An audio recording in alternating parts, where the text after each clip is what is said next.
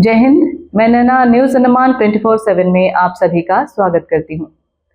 जिला प्रशासन और राज्य परिवहन प्राधिकरण यानी स्टेट ट्रांसपोर्ट अथॉरिटी STA ने ऑटो रिक्शा परमिट धारकों और चालकों को कड़े शब्दों में निर्देश जारी किए हैं कि परमिट की सभी शर्तों का कड़ाई से पालन करना अब अनिवार्य है। हाल ही में लगातार शिकायतें मिल रही थी कि कई ऑटो रिक्शा बिना किराया मीटर चलाए सेवा दे रहे हैं, तय किराया चार्ट प्रदर्शित नहीं करते और मनमाना किराया वसूल रहे हैं। इन शिकायतों पर गंभीरता से कार्रवाई करते हुए प्रशासन ने प्रवर्तन अभियान शुरू करने की घोषणा की है।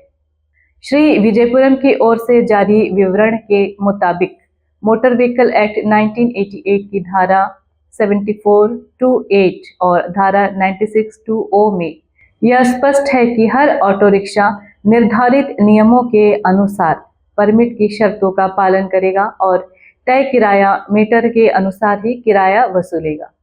किसी भी स्थिति में अतिरिक्त शुल्क लेना, यात्रियों के अनुरोध के विरुद्ध किराया बढ़ाना या बिना मीटर के यात्रा कराना पूरी तरह अवैध माना जाएगा।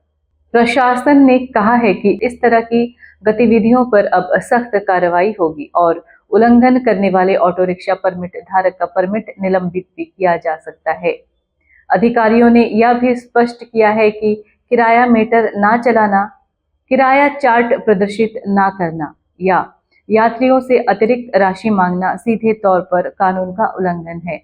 यदि किसी ऑटो रिक्शा चालक द्वारा बिना मीटर चलाए यात्रा कराने की शिकायत मिलती है तो प्रवर्तन टीम मौके पर पहुंचकर तुरंत चालान करेगी और संबंधित ऑटो रिक्शा के खिलाफ विभागीय कार्रवाई की जाएगी। इस अभियान के पीछे मुख्य उद्देश्य यह सुनिश्चित करना है कि यात्रियों को सुरक्षित, पारदर्शी और निर्धारित दर पर यात्रा सुविधा मिल सके।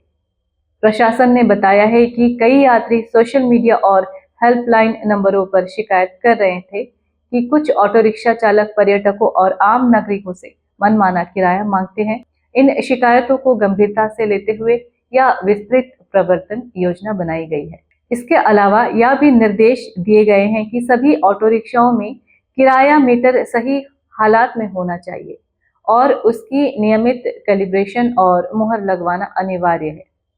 अगर कोई चालक किराया मीटर खराब होने के बहाना करता है तो उसे कदापि स्वीकार नहीं किया जाएगा।